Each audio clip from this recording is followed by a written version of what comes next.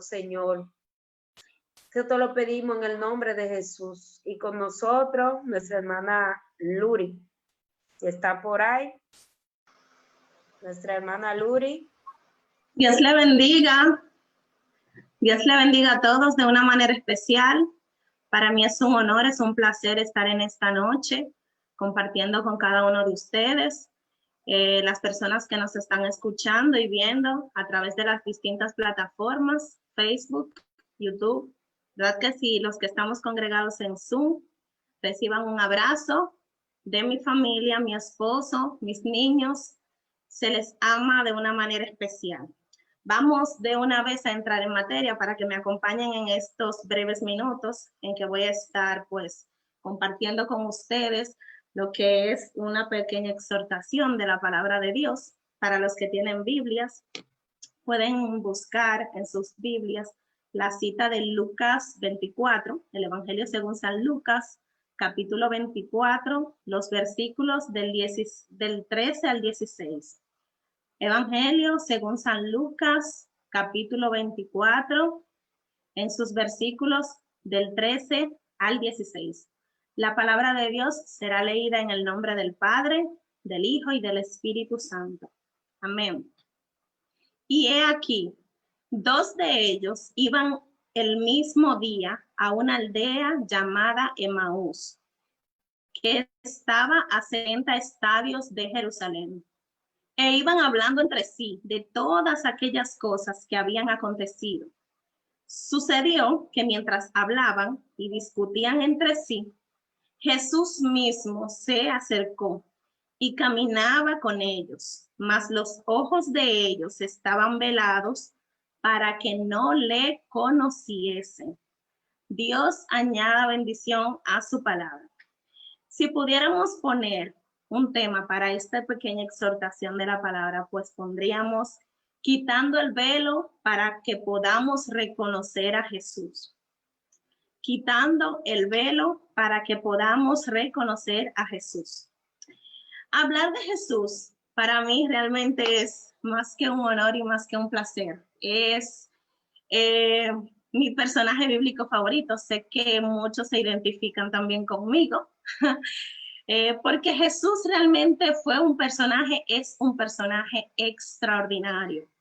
Su persona ha sido lo bastante controversial para muchos, pero sobre todo trascendental, históricamente hablando, espiritualmente hablando.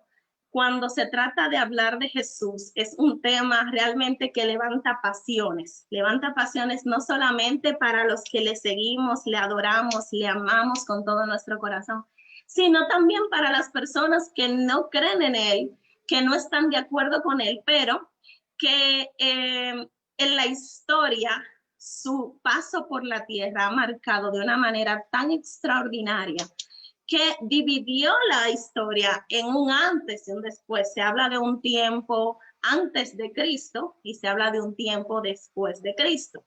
Y vemos que la mayoría de sus enseñanzas, vemos que la manera en que él se conducía, sus actuaciones, sus palabras, tienen un peso y un poder tan extraordinario que 2020 años después, pues hay un pueblo que le sirve y todavía, para bien o para mal, se están haciendo uso y tomándose referencia, ¿verdad?, de las palabras de que este gran personaje, no solo histórico, sino también con muchos seguidores, ¿verdad que sí?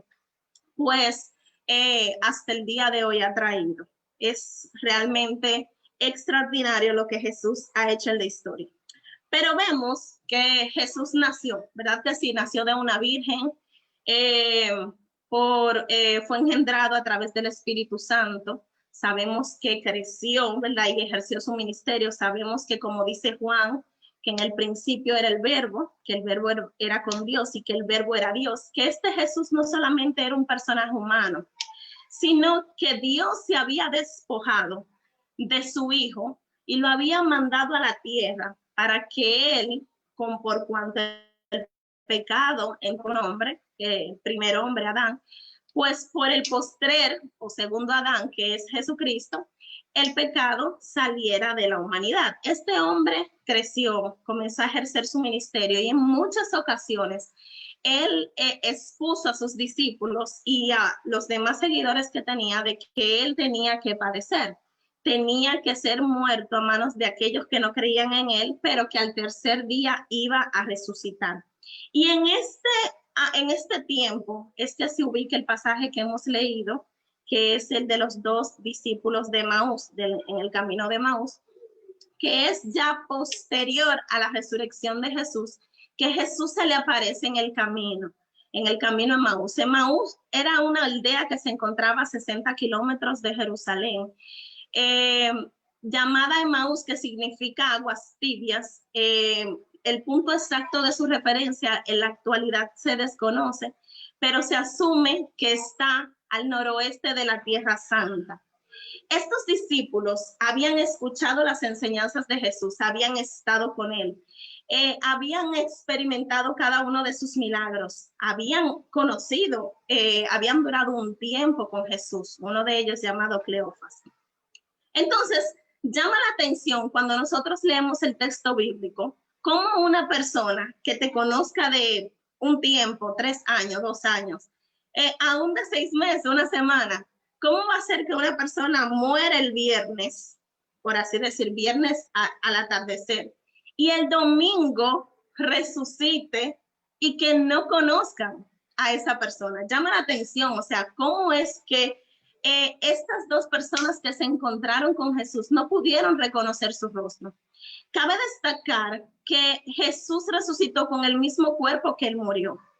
Porque si Jesús hubiese resucitado, o sea, se hubiese levantado con un cuerpo distinto con el que él murió, hubiese sido una reencarnación, no una resurrección. Pero Jesús resucitó en el mismo cuerpo que él murió, lo único que tenía características distintas. Este cuerpo ya no era un cuerpo corruptible, sino que era un cuerpo incorruptible, transformado, glorificado, ¿verdad que sí? Pero era el mismo cuerpo con el que Jesús murió, dando a entender o dándonos a expresar que nosotros en la postrera resurrección no vamos a tener cuerpos distintos a los que tenemos, sino que van a ser transformados. No vamos a reencarnar como es lo que algunas religiones, por así decir, ¿verdad? Hindú y todo eso piensan, sino que nosotros, así como Jesús venció la muerte no tendrá autoridad sobre nuestro cuerpo glorificado. Y vemos que estos muchachos que habían experimentado, que habían pues conocido a Jesús, habían visto su rostro, habían comido con él, en un momento Jesús se le aparece en el camino y después de todo el tiempo que ellos tenían, que no conociéndolo, llega el momento en que él se le aparece y no lo reconocen. Dice el versículo que nosotros leímos, dice que sus ojos estaban velados. El velo es muy utilizado y era muy utilizado en el tiempo de Jesús. Se utilizaba mucho más las mujeres para cubrir su rostro. El rostro de las mujeres solamente podía ser visto por sus maridos o familiares cercanos, ¿verdad? Se cubrían el rostro y solamente dejaban sus ojos al descubierto. Y también era utilizado por sacerdotes. O sea, el velo tiene un uso, tiene usos versátiles en la cultura hebrea, pero también se habla de el velo que cubría el templo o que separaba el lugar santo del lugar santísimo. Lo que sí es que cabe destacar es que el velo era un pedazo de tela que por supuesto, si uno lo pone frente a uno, puede taparle la visión y impedir que uno vea lo que está del otro lado del velo. Entonces, la Biblia establece que ellos tenían los ojos velados, pero tenían los ojos velados ¿por qué? Esa es la pregunta, ¿por qué? Entonces, dice el versículo 11 de Lucas 24, dice que las mujeres fueron al sepulcro, fueron a ver qué había pasado, fueron a visitar a Jesús, pero encontraron que su cuerpo no estaba. Cuando fueron y le contaron a todos sus discípulos que el cuerpo de Jesús no estaba, entonces ellos, dice la Biblia, que Versículo 11, mas a ellos les parecía locura las palabras de ella y no las creían. No solamente eran las palabras de ellas que no creían, porque Jesús había dicho en ocasiones anteriores a este pasaje que él iba a tener que padecer, que iba a morir, pero que al tercer día iba a resucitar. Pero los ojos de ellos estaban velados por la incredulidad. Es decir, que la incredulidad en ellos le impedía a ellos reconocer que Jesús estaba en aquel lugar. Entonces, nos damos cuenta que ellos todo el camino caminaron con Jesús, hablaron, le dijeron, tú eres el único forastero que no te has dado cuenta de lo que ha acontecido. Pues había un hombre, ¿verdad? Un profeta, un maestro, nosotros, ¿verdad? Yo parafraseando, éramos sus discípulos, pero el Sanedrín lo tomó, los fariseos lo tomaron, lo crucificaron y pues dicen ahora que su cuerpo no está ahí. Entonces, tú eres el único que no te has dado cuenta. ¿Y qué habrá pasado con el cuerpo de ese señor? ¿Qué habrá pasado con el cuerpo de este hombre? Y Jesús les responde, oh insensatos, oh incrédulos, ¿hasta cuándo? ¿Hasta cuándo he de lidiar con ustedes?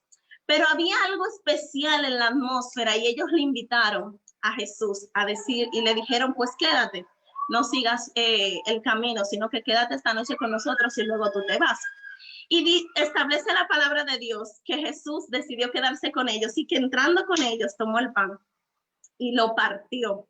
Y cuando partió el pan se los dio. Y en el momento en que ellos cogieron el pan, tomaron el pan, sus ojos fueron abiertos, el velo se quitó, dando a entender, así como ellos comieron del cuerpo de Jesús, no del cuerpo, la representación de su cuerpo, ¿verdad que sí?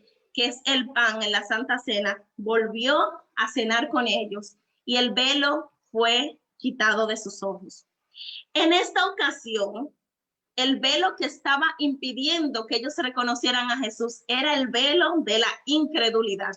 Pero hoy en día existen muchos velos que están cubriendo nuestros ojos, que están impidiendo que nosotros podamos reconocer a Jesús en nuestras vidas y en la vida de los demás.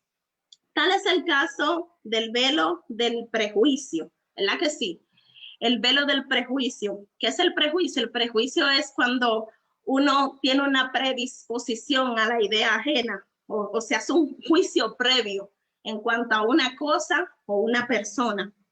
Dice la palabra de Dios en Juan 8, ¿verdad? Que es el pasaje en donde Jesús sana a Bartimeo, el hombre que era ciego de nacimiento. ¿Verdad? Que Jesús tomó lodo, puso lodo en sus ojos y los ojos de ellos, de Bartimeo fue abierto, pero había una atmósfera totalmente hostil en aquel momento porque los fariseos no podían entender lo que Jesús estaba viendo. Fíjense que es tan difícil y es tan complicado y tan dañino el prejuicio que ellos teniendo la palabra de Dios, teniendo la Torá, teniendo a los profetas, siendo estudiosos, conocedores de la ley, ellos no pudieron reconocer a Jesús. El velo les cegaba, tenían el velo puesto. ¿Cuál velo?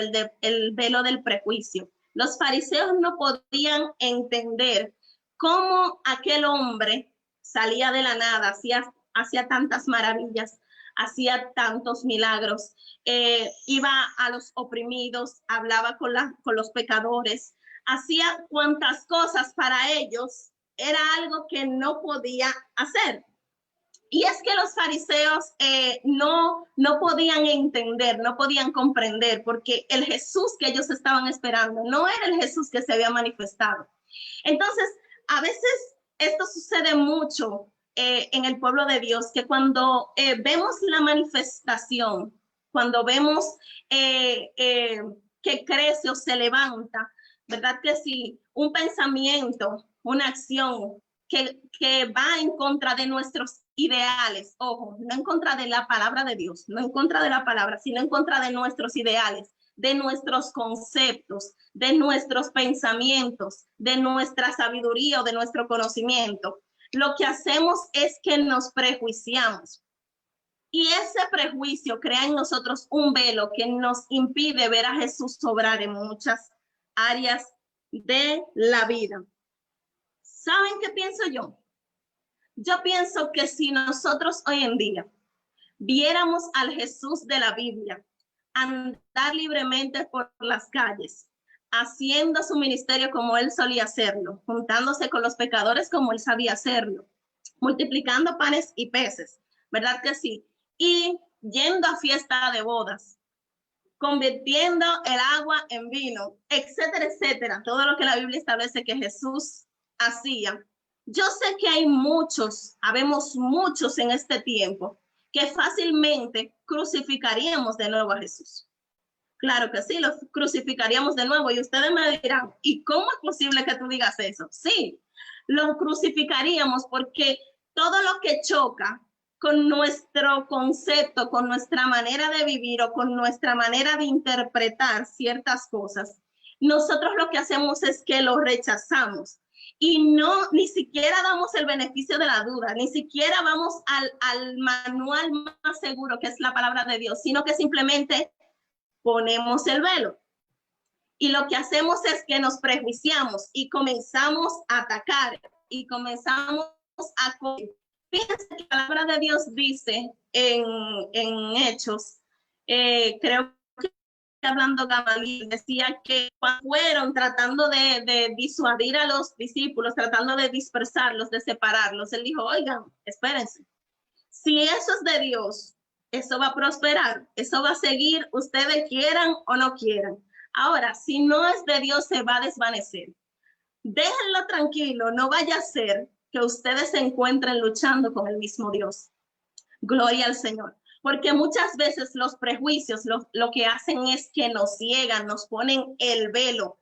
Entonces, dice la palabra de Dios que conoceremos la verdad y la verdad nos hará libre. ¿Verdad que sí? Lo dice Juan 8:32, que la verdad nos hará libre. Pero esa verdad es la verdad que Dios establece en su palabra, no como privadamente la queramos interpretar, sino como realmente Dios quiere que nosotros la apliquemos. Fíjense que los fariseos tenían una manera de vivir la vida, ¿verdad que sí? Ellos entendían que la ley era sagrada, lo es, o lo era, ¿verdad? En ese momento, que era sagrada, pero se le olvidaba el principio de que el mandamiento no puede ser más importante que por la razón que Dios lo creó. Me explico. Ellos daban más importancia al mandamiento per se que a la razón por la que Dios estableció el mandamiento. Por ejemplo, en el caso de la ley de Moisés, en donde se trataba del sábado, Jesús los cuestionaba y les decía, pero vengan acá, ¿quién de ustedes si se le cae una oveja o un asno o lo que sea en sábado, en un hoyo, en un orificio, en un hueco, la van a dejar ahí porque es sábado? O sea, la doble moral que imperaba en los fariseos. Sin embargo, les molestaba que Jesús sanara a un enfermo de 38 años enfermo, que curara quizás a una mujer que tenía 18 años con curvatura, que sanara a un leproso, porque para ellos era más importante el cumplir a la ley al pie de la letra que la razón por la cual la ley fue creada. ¿Cuál fue la razón por la que Dios creó la ley? Para que haya armonía entre los hijos de Israel. ¿Oíste que fue dicho ojo por ojo y diente por diente? ¿Cuál era la ley? Bueno, si era ojo por ojo y diente por diente, si yo mato me van a matar, así que no mato para que no me maten, ¿verdad que sí? Pero ellos daban más importancia a la ley en sí que a la razón por la que Dios hizo la ley, que era que la armonía entre los hijos de Israel imperara. Nosotros sí, lo crucificáramos. Y es un poquito atrevido de mi parte decirlo, pero es así. Jesús tenía una personalidad, una manera de conducirse que para muchos de la época no era la correcta, no era la que entraba en el molde para que le cayera bien a ellos, pero me gusta de Jesús, que Jesús estaba enfocado, sabía que había venido y sobre todo que conocía el corazón de ellos. Sabía que ellos le ponían a los demás cargas que ellos mismos no podían llevar.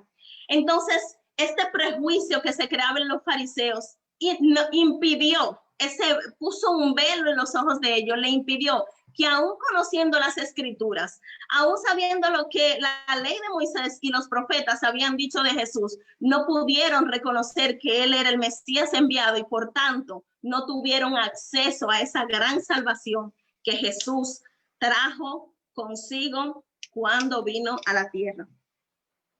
¿Qué otro velo podemos ver hoy en día? Son muchos velos. Yo le traigo solamente 4, ya mencioné 2, ¿verdad que sí? Entonces, el tercer velo que hoy en día podemos ver es la ignorancia. Dice la Biblia que el pueblo pereció porque le faltó conocimiento. Cuando nosotros somos un pueblo ignorante, que no se educa, ¿verdad que sí? Que no crece en sabiduría para con Dios, pero también para con los hombres. Entonces nosotros nos convertimos en esclavos. Nos convertimos en esclavos porque tenemos que creer lo que nos dicen y no tener nosotros un conocimiento por convicción. Entonces, fíjense que cuando alguien es ignorante, cuando alguien no domina alguna área del conocimiento, cuando alguien no sabe de algo y no reconoce que no sabe sobre algo, lo que hace es que lo juzga o lo sataniza. No sé si ustedes recuerdan hace algunos años cuando salió la red social Facebook, digamos fue como en el 2005 que salió. Recuerdo que yo creé mi cuenta de Facebook en el 2008, en mi primer viaje a Estados Unidos, en California. Allá un amigo mexicano me creó la cuenta de Facebook. Y recuerdo que cuando llegué aquí al país casi no la utilizaba porque en ese tiempo lo que se usaba mucho era Hi-Fi, no sé cuántos se acuerdan, no soy tan vieja, pero era Hi-Fi y MySpace creo que era que se utilizaba. Pero recuerdo que el 4 de enero del 2010 yo me acepté al Señor, comencé mi vida cristiana en el 2010. Imagínense esta nueva creyente con todo este amor y con todo este, ¿verdad? Que quería compartir, que quería, qué sé yo, que todo el mundo supiera que yo era cristiana, quería que todo el mundo supiera lo que en mi iglesia pasaba. Y nada, yo tenía celular, tenía internet 24/7 y yo todo lo transmitía, bueno y malo, yo todo lo subía, yo quería compartir todo. Pero recuerdo muchas críticas, recuerdo muchas personas que en ese momento satanizaban las redes sociales. Escuché muchas personas decir que las redes sociales eran del diablo, literal. ¿Por qué? Porque la ignorancia hace eso. O sea, cuando algo es desconocido para mí, la ley que hay en mí, o por así decir, la religiosidad, no quiero salirme del carril, no quiero fallarle a Dios. Entonces entiendo que todo lo que es nuevo, lo que yo no conozco, para mí es satanizado. O sea, eso es el diablo, las redes sociales es del diablo. Sin embargo, 10 años después, hoy en día, los cultos se están transmitiendo por las redes sociales. Hoy en día no podemos nosotros estar quizás todos los días como estábamos en el templo, ¿verdad que sí? Pero hoy estamos dándole un buen uso a esas redes sociales que quizás hace 10 años yo decía que era del diablo, ¿verdad que sí? Porque la ignorancia, eso es lo que hace, satanizar muchas cosas, entonces nos pone un velo. Hoy en día nosotros podemos ver que las redes sociales no son ni buenas ni malas. Quienes son malos son los hombres y quienes son buenos son los hombres, que son quienes le dan uso a las redes sociales. Conforme a como yo la utilice, se va a convertir en buena o en mala para mí. Pero años atrás me parecía que era mala. Sin embargo, es lo mismo, por ejemplo, con el predicador muy conocido llamado Gigi Ávila, ¿verdad que sí? Ya murió, que decía que el televisor era un cajón del diablo, pero posteriormente puso una cadena televisiva. porque es que los seres humanos somos así. Sin embargo, vamos evolucionando con el tiempo y conforme vamos adquiriendo conocimiento, conforme vamos avanzando, entonces nos damos cuenta que lo que en un momento nosotros creíamos como malo, posteriormente puede ser de mucha ayuda y puede ser de mucho avance. Yo he aprendido algo en estos caminos. La Biblia es un todo. Para mí la Biblia es un todo, es un manual que me guía, que me lleva a la salvación. Es todo. Dios dejó en ella todo lo que yo necesito para ser salva. Entonces, donde Dios calla, ¿por qué razón yo tengo que hablar? Donde Dios habla, ¿por qué yo tengo que cuestionar? Yo he aprendido que si Dios calla, yo no tengo por qué hablar. Por eso es que muchas veces se llena de muchas leyes de hombres, de muchas leyes humanas, leyes que arropan, que le ponen un velo a las leyes de Dios. Fíjense que cuando Jesús partió el pan, sus discípulos se les fue quitado el velo. El pan simboliza el alimento espiritual. ¿Cuál es el alimento espiritual? Es la palabra de Dios. La palabra de Dios es que quita el velo de nuestra vida para que nosotros podamos reconocer a Jesús, no solamente en nosotros, sino también en los demás. ¿Verdad que sí? Entonces, nosotros debemos como creyentes no solamente educarnos, sino tratar de que cuando desconozcamos algo, para que el velo no sea puesto en nuestros ojos y nos impida ver a Jesús, como dice la Biblia, puesto los ojos en Jesús, pero con un velo nosotros no podemos verlo. Nosotros debemos que cerrar nuestras bocas cuando no sepamos algo, cuando no entendamos algo, y mejor investigar. Cuando tengamos la evidencia, cuando tengamos la información, cuando tengamos lo que necesitamos para opinar, pues ahí nosotros abrimos nuestra boca y de esa manera siempre Jesús va a ser reconocido en nuestras vidas.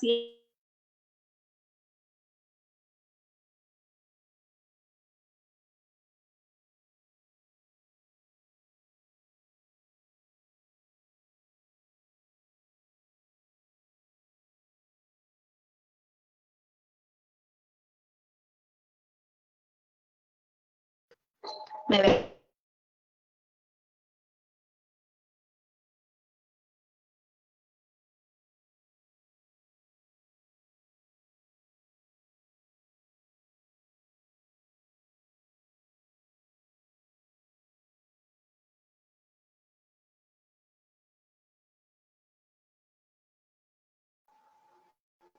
¿Me escuchan ahora?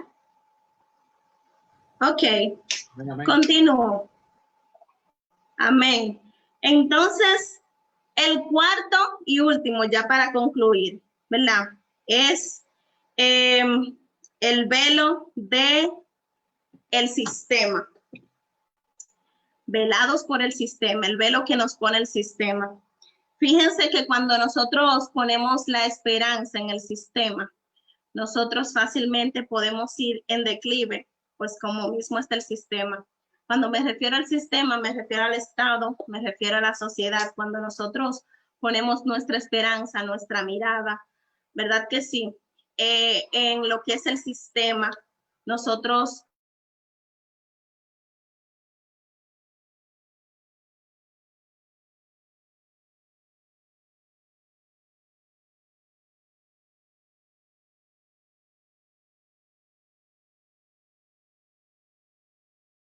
a Dios, a pesar de que Dios pone reyes y quita reyes, pero aún así las emociones y las decisiones del hombre están ahí. Vemos el ejemplo de muchos reyes, dígase faraones, de muchas naciones como Asiria, que eran bastante perversas. Cuando un rey no teme a Dios, realmente las decisiones que toma no son a favor de Dios y el sistema está corrompido, no solamente en nuestro país, sino también en todo el mundo. Todos sabemos hacia dónde está marchando esta sociedad, hacia dónde están marchando las decisiones que están tomando los gobernantes del mundo, ¿verdad? Aprobando leyes que ofenden a Dios.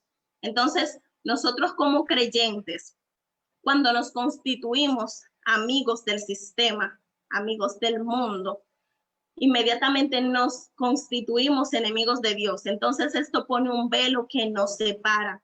Fíjense que cuando Jesús murió, lo primero que hizo es que se rasgó el velo en el templo, se rasgó el velo del judaísmo para que pudiéramos tener libre acceso, para que no solamente tuvieran participación los judíos de esta gran salvación, de este gran manjar que el Señor nos da, sino que todos los que creyeren en su nombre tengamos acceso, ¿verdad que sí?, a la salvación que es ofrecida por nuestro Señor Jesucristo. Entonces, muchas veces como cristianos, nosotros perdemos el orden, perdemos la vista, la mirada, la desviamos pensando que quizás un presidente, un senador, un diputado, etcétera, etcétera, etcétera, porque sea X o de Y partido, van a hacer que esto mejore. La iglesia no puede desenfocarse ahora. La iglesia no puede retroceder ahora. Nosotros estamos en esta tierra, pero no somos de esta tierra. Estamos como embajadores y a pesar de que a nosotros nos afecta todo lo que pasa en esta tierra, nuestra vida, nuestro ser, nuestra familia está totalmente guardada por el Señor. Todo lo que acontece en nuestras vidas es totalmente control de nuestro Señor. Por ende, nosotros no podemos anteponer nuestras preferencias a lo que la Biblia establece o al reino que Dios ha establecido o al mandamiento que Dios ha establecido, independientemente cuál sea nuestros gustos o nuestras preferencias. La iglesia debe de entender que por encima de todo lo que los gobernantes hagan, lo primero que está es nuestro concepto, por así decir, nuestros principios que son innegociables. Nada, ninguna decisión que contradiga lo que a mi padre le agrada, yo debo de estar a favor de eso. Nada que contradiga, ¿verdad?, que desobedezca las leyes que mi padre me ha mandado, yo debo estar a favor de eso, porque cuando yo estoy a favor de eso y echo un voto a favor de eso y apoyo eso, quiere decir que estoy poniendo mis decisiones en contra de lo que Dios establece. Entonces, el voto es un derecho, el mezclarnos en este mundo es un derecho, lo podemos hacer, podemos ser libres, podemos participar con democracia, pero no empedernidamente, no nublando nuestro juicio,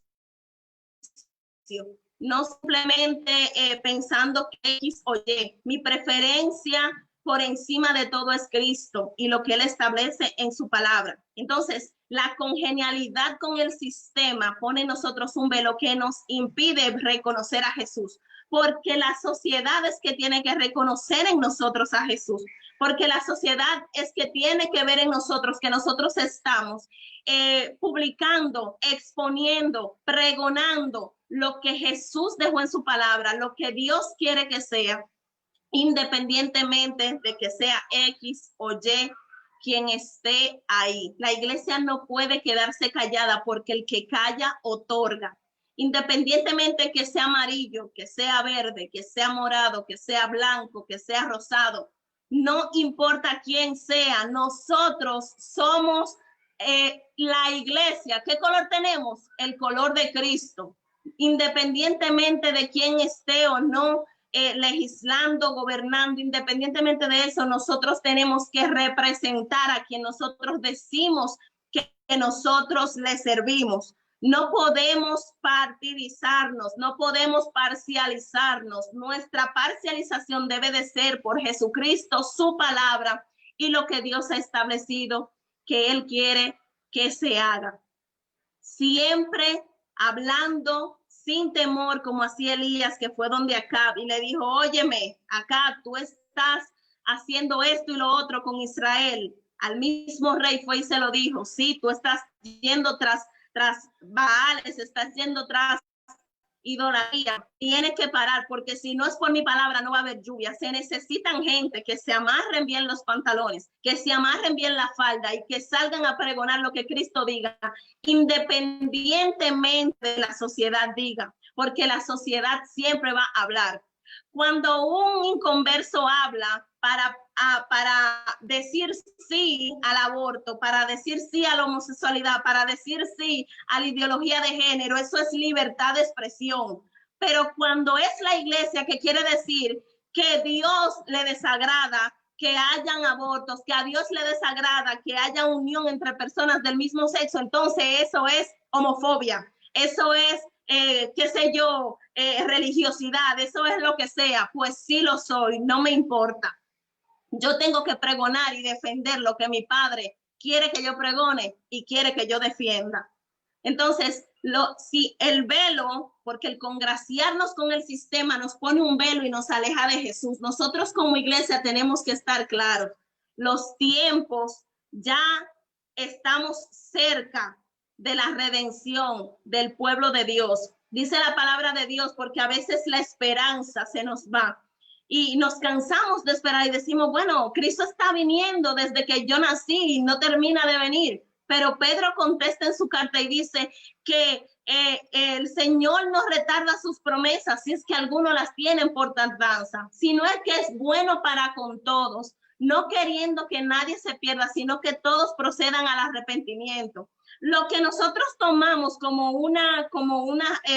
que está retardada la promesa de Dios, en verdad es tiempo que Dios le está dando a esas personas que me están escuchando, que me están viendo a través de las distintas plataformas, que saben que tienen un llamado de Dios, que saben que Dios ha tratado con ellas y que Dios está esperando que decidan entregarle su vida a Él. Y por eso no ha venido Cristo, esperando a darte la oportunidad a ti, esperando a que tú decidas servirle, pero para que mañana no tengas excusa cuando Cristo venga, si tú no te decides por Él y te quedes. Entonces, es tiempo de nosotros dejar los prejuicios, es tiempo de dejar la ignorancia, es tiempo de dejar la incredulidad, es tiempo de anteponer el sistema a nuestras creencias y principios, porque esto hace que en nosotros se cree un velo que nos hace separar y reconocer a Jesús en nuestro diario vivir. Dios le bendiga de una manera especial, Dios le bendiga a su hermana Luri, y pues quiero hacer una oración breve para que el Señor tome dominio y control y sea Él quitando todos los velos que están impidiendo que nosotros podamos reconocer a Jesús. Padre, en el nombre de Jesús te damos gracias, Señor, y te alabamos en este momento. Gracias por tu palabra, Señor, por las palabras que tú nos has dado en esta noche. Padre, en este momento, Señor, todo velo que esté impidiendo que nosotros te reconozcamos, que nosotros te veamos, Señor. En el nombre de Jesús, Señor, te pedimos que sean quitados, Señor, que sean arrancados de nosotros. Dice tu palabra, Dios mío, tú hablando a los fariseos, Señor, tú le dijiste, Señor, que por cuanto ellos pensaban que veían, era realmente que estaban ciegos. Pero yo te pido, Señor, en esta hora, Señor, que pongas en nosotros ese fervor, ese amor, esa esperanza, Señor, de sentir que cada día tú estás más cerca y que vayas quitando todos los velos que están impidiendo que nosotros podamos reconocerte. Ayúdanos, Señor, en esta tierra a que tu rostro no se vea borroso en nosotros, sino que tu rostro pueda verse claro en cada uno de nosotros, Señor. Gracias, Jesús. Toda la gloria es tuya, Señor. Amén y amén. Dios le bendiga más, y nuestro pastor con todos nosotros.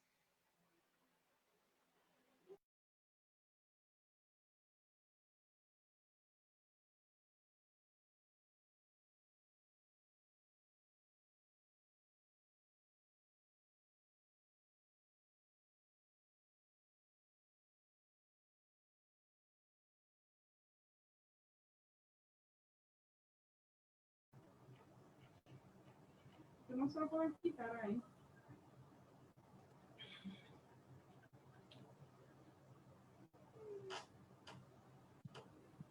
Amén. No entra. Amén. Gloria al Señor. Dios le bendiga.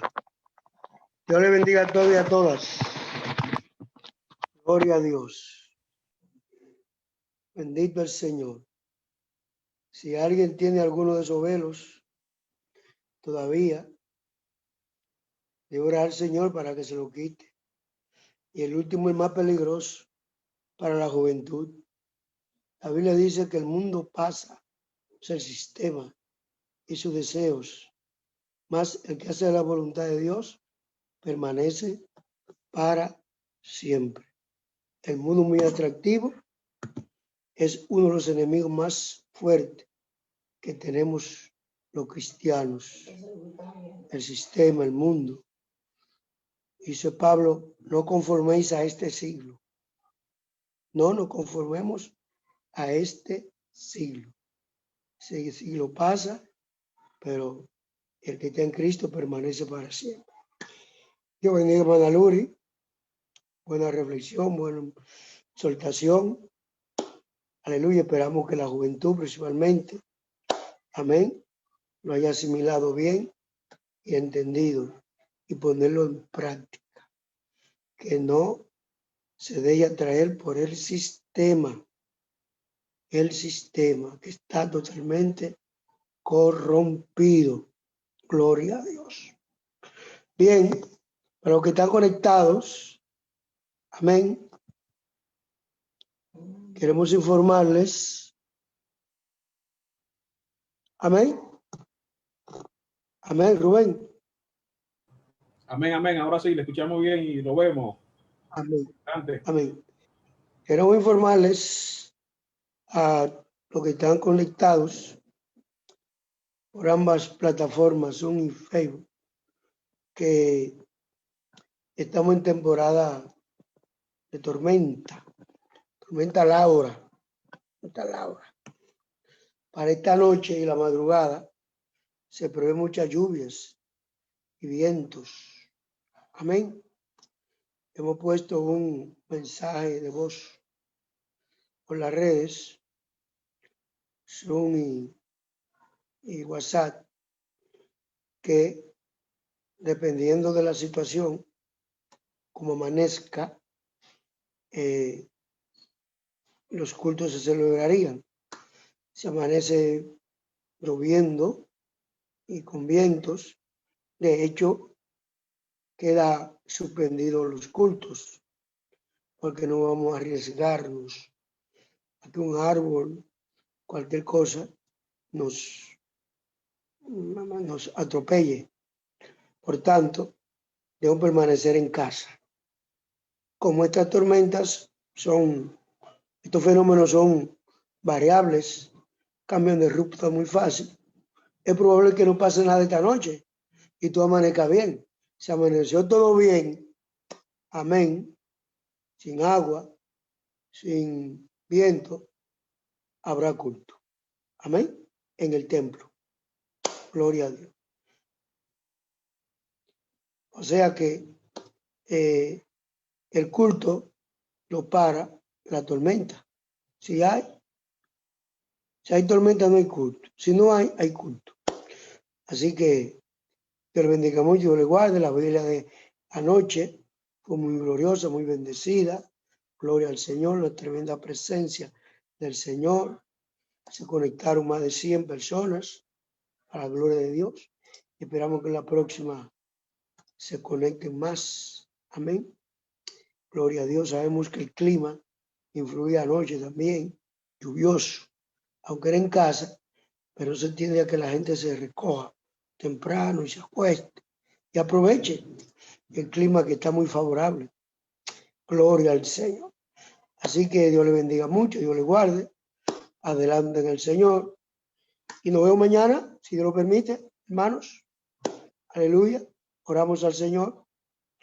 Padre eterno, Dios de misericordia, te alabamos, te glorificamos, te exaltamos y te bendecimos y te damos gracias por lo bueno que tú eres, Dios mío, con nosotros. Gracias porque tú, Dios, siempre tienes una palabra para tu pueblo, Señor, para tu iglesia, Padre celestial. Esperamos que esta palabra haya edificado, levantado, fortalecido a alguien, Padre Celestial. Gracias. Sigue usando a tu sierva Duri, preparándola, Dios mío, para bendición de tu pueblo, de tu iglesia. Estamos en tus manos, son las mejores manos, Padre eterno. Cúbrenos con la sangre del Cordero y guárdanos, Jehová, que esta tormenta, Laura, Dios mío, pase sin daño alguno, que no provoque daños, Padre eterno. Señor, esperamos que se pueda diluir en el nombre de Jesús de Nazaret, Padre eterno. Toma dominio y control de toda situación sanitaria y de fenómenos naturales. Gracias, Señor. Cuídanos y guárdanos y protégenos en el nombre de Jesús. Amén, amén. Dios bendiga, Dios os guarde. Saludados unos a otros.